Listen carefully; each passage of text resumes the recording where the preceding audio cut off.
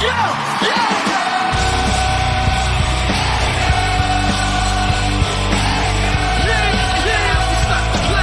Steelers by the lake, with the way to say. James Strong, Cody Taylor, host on the mic. About to dive in deep, keep it live, that's right.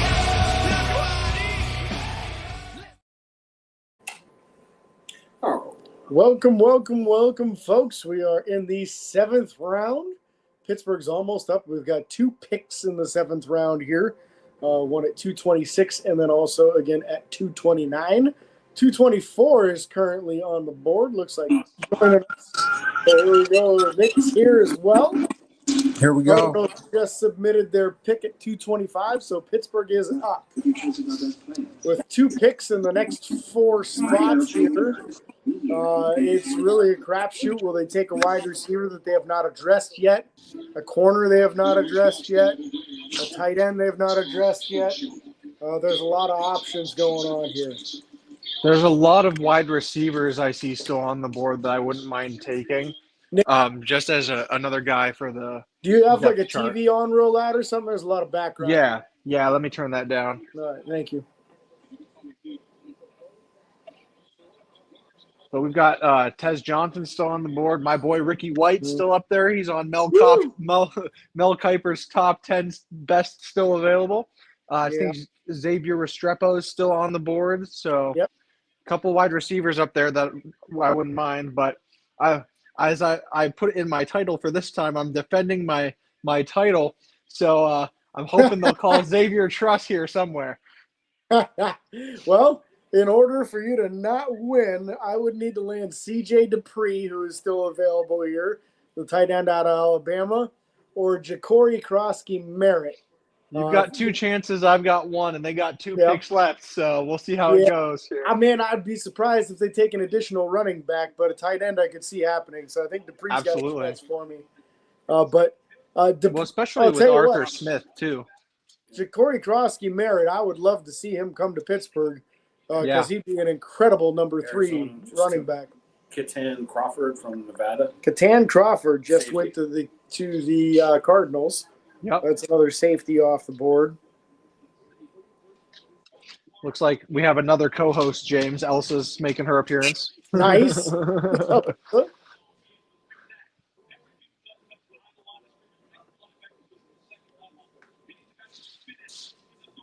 Last couple picks, and pick then is in. Wrapping up for the season. The pick is in. My guess is you're going to have it before me because it's still showing pick is in for the Cardinals on my screen.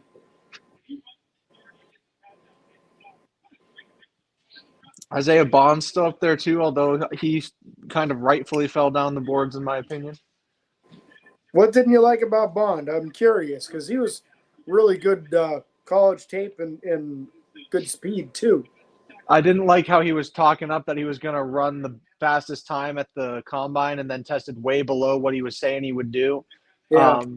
Like that kind of character element is not what I'm looking for.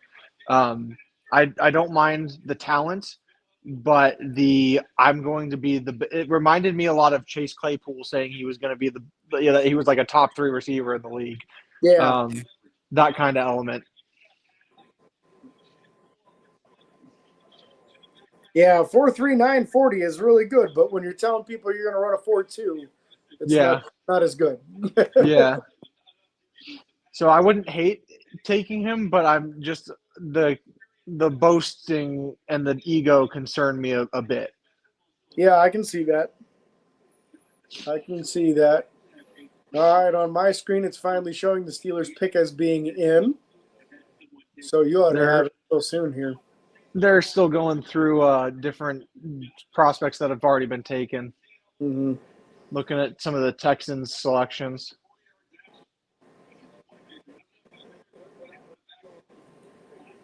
It's wild to me how far some people fall because for a while there, Restrepo was considered to be a first-round pick, and now he's sitting here as like the 2nd or 3rd best receiver on the board at round 7. Well, he also ran like a 4.8 40 at his pro day, and he's really tiny. So when you're real small and real slow, there's just no future for you in the NFL.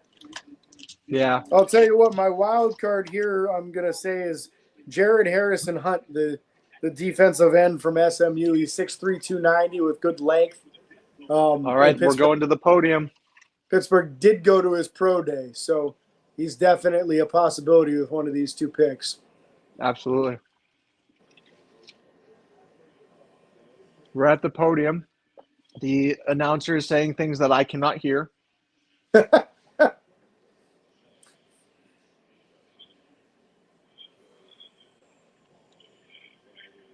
Oh, pick 226 was a Pat Tillman pick. Yeah, I was just about to say they're talking about Pat Tillman. Yeah. So I guess it's going to be a safety for Pittsburgh then. That's what they're teasing.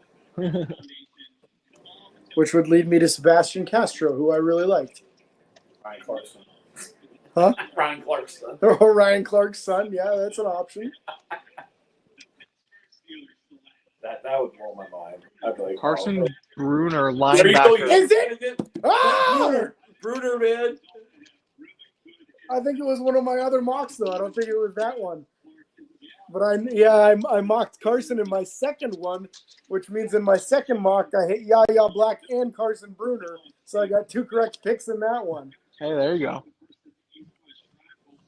There it is. That might be the winner this year. I think it is. Hell yeah, man. I really wanted Carson Bruner. Very athletic off-ball linebacker. He's right out of the gate going to be a drastic improvement on special teams on covering kicks and punts. I'm liking the tape they're showing. He's got some good lateral speed. Yeah, he was like, I want to say it was a low 4.5s in his 40-yard dash. I'll pull it up. I've got it here in front of me.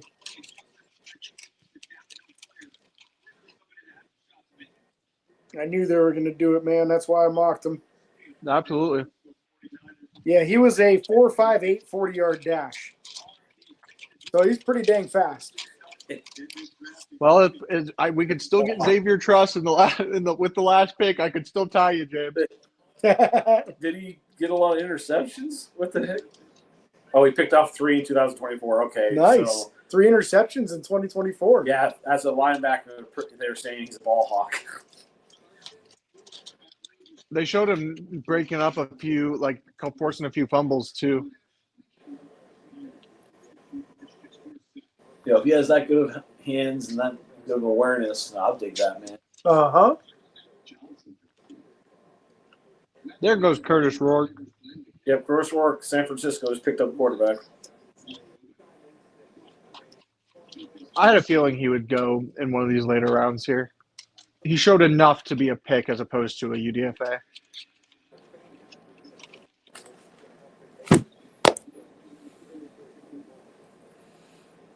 Who would have thought my mock with Yaya Black and Carson Bruner would be the one that was Hey, it is what it is, man. Whatever it takes.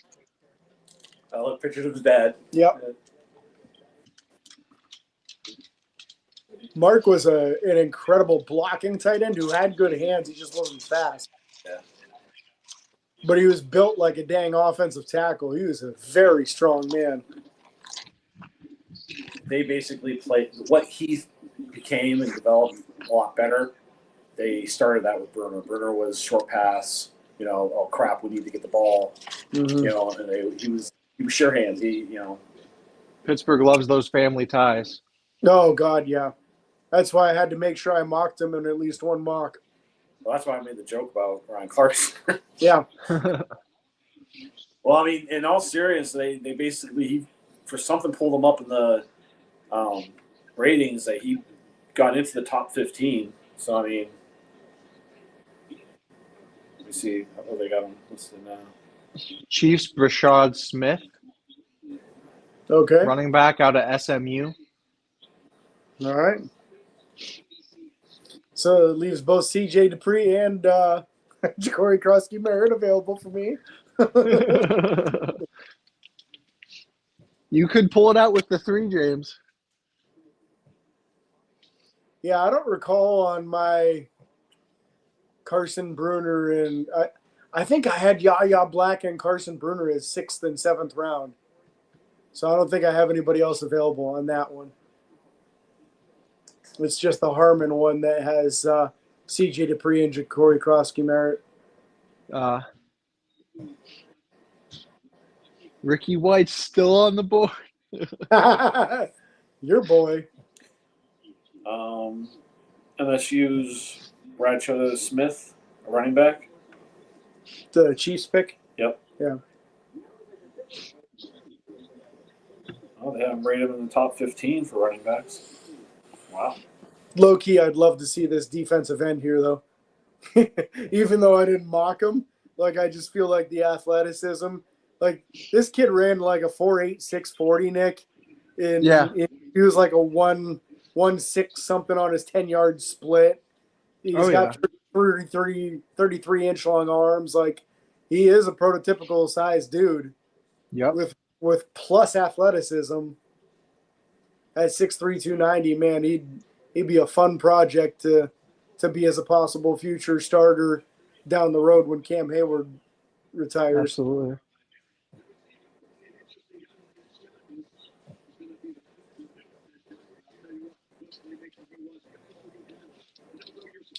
Shard Smith. Come on now. Let's talk about this Steelers pick.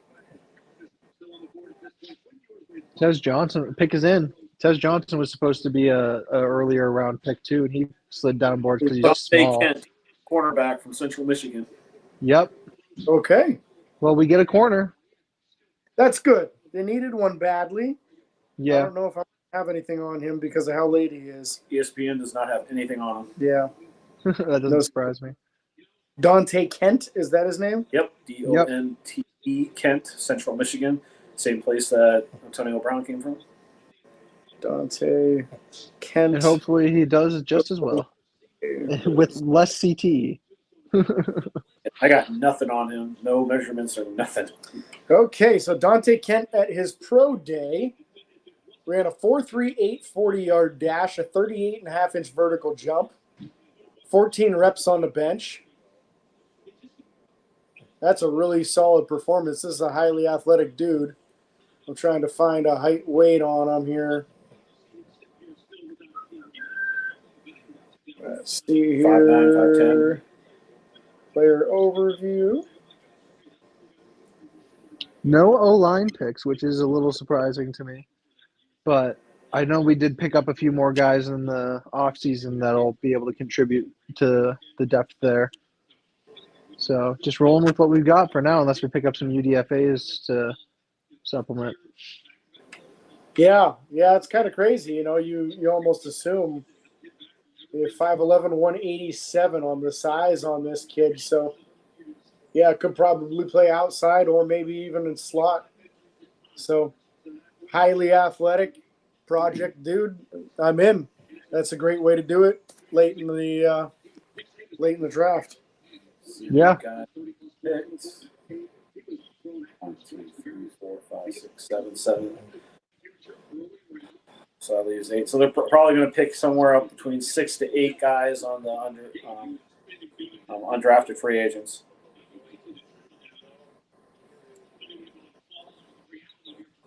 Should be Very good. cool.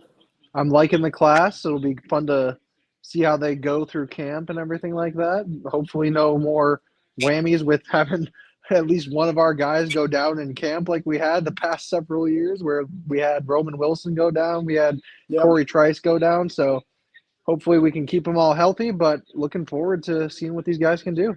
Absolutely, yep. And tomorrow morning we'll do a recap show talking about the entire draft class.